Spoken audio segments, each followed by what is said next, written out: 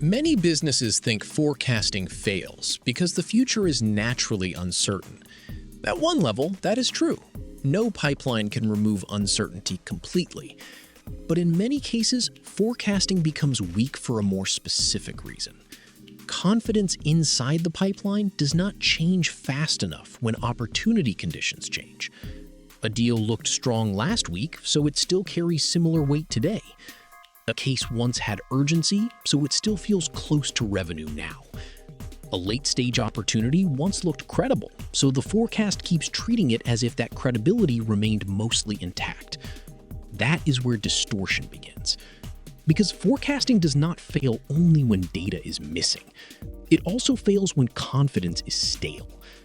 An opportunity may still be open, but weaker. Still visible, but slower.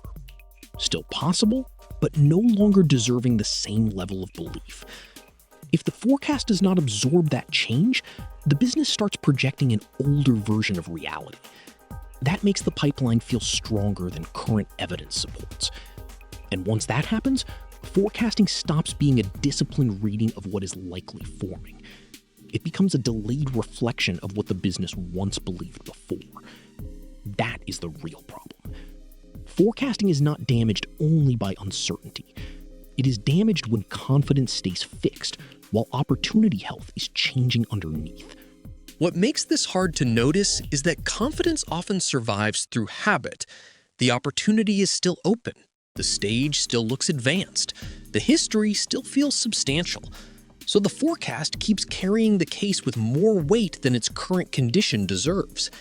That is dangerous, because forecasting depends not only on where opportunities are, but on how much trust the business should still place in them now. If movement weakens, confidence should weaken. If timing softens, confidence should soften. If the next step becomes unclear, the expected value of that case should no longer remain the same just because the opportunity has not yet been removed. Without that adjustment, the forecast becomes too loyal to past optimism. It starts projecting what once looked likely instead of what is still credible now. That is how false confidence survives. Not through bad intent, not through obvious error, through slow belief. A pipeline can look stable while the confidence inside it is already aging. And when confidence ages without being updated, forecasting becomes heavier, slower, and less honest than the current evidence actually allows.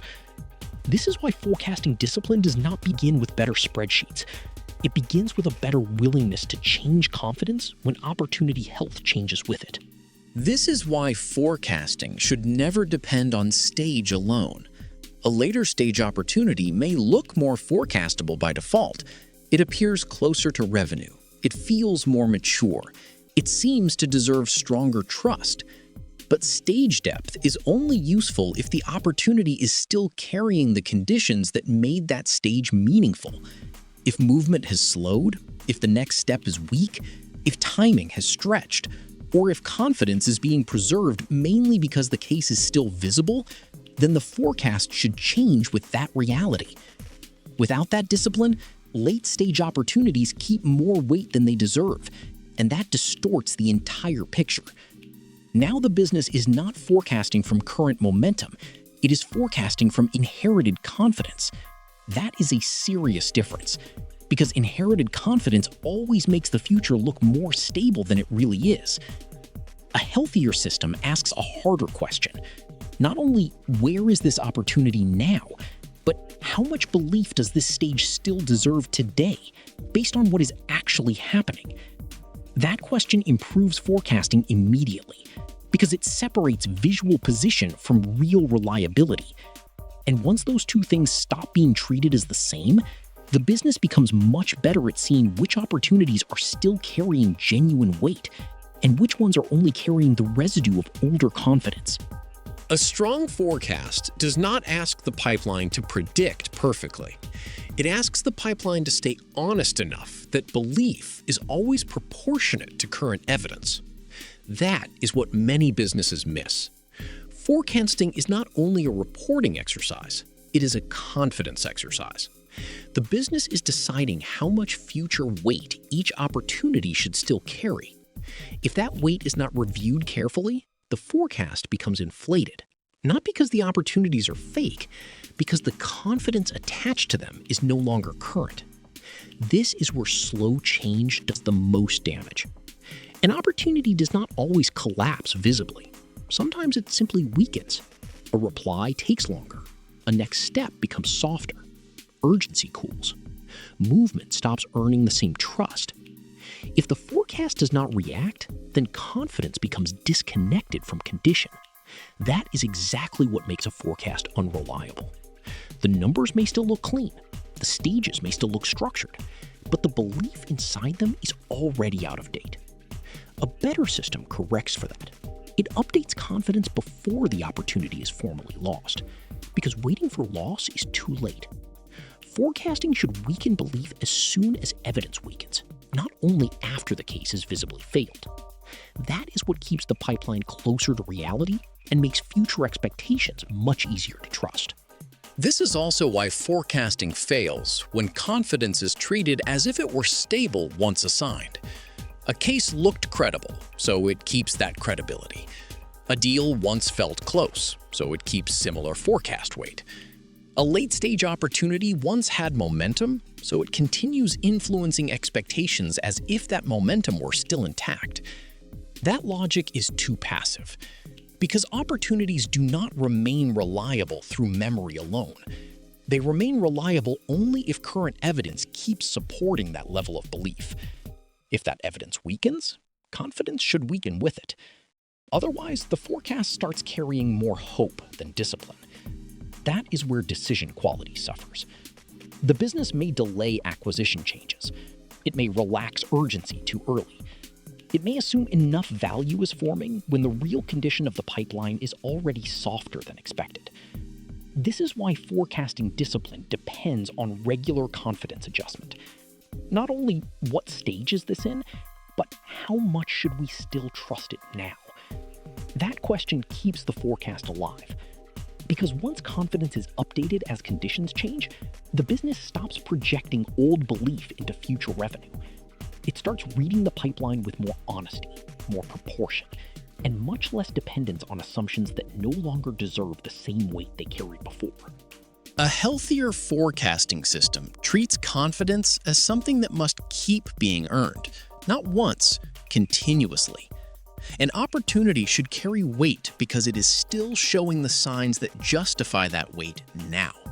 Clear next step, credible timing, healthy movement, enough evidence that momentum is still real. If those signals weaken, the forecast should become lighter. That does not mean the case has no value. It means the business should stop treating it as if it still deserved the same future expectation it carried before. That distinction matters because forecasting is only useful when it helps the business respond to reality early enough. A weaker opportunity should reduce confidence before it disappears completely. A slowing opportunity should lose weight before it becomes obvious loss. An aging opportunity should not keep distorting the future picture just because no final outcome has been recorded yet. This is what makes a forecast strong. Not certainty, not optimism, not polished reporting. Adjustment. The willingness to let confidence change as opportunity health changes with it.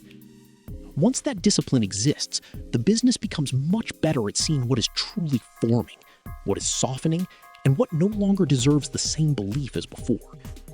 That is when forecasting stops being a delayed hope system and starts becoming a more accurate operating signal for decision-making. When confidence is not updated, forecasting becomes less about reality and more about residue. Old belief stays inside the pipeline. Old optimism keeps its weight. Old momentum continues influencing expectations even after the underlying condition has changed. That is the real weakness. A forecast should not only show what is still open, it should reflect what is still credible now. That is why confidence has to keep moving with evidence. If movement strengthens, belief can strengthen. If timing weakens, belief should weaken. If the opportunity is still visible, but no longer carrying the same health, the forecast should not pretend otherwise. This is what keeps forecasting useful. Not perfect certainty, but disciplined honesty. Because once the business learns to adjust confidence early, the future stops looking stronger than the pipeline can actually support. And that is when forecasting starts helping decisions instead of protecting assumptions.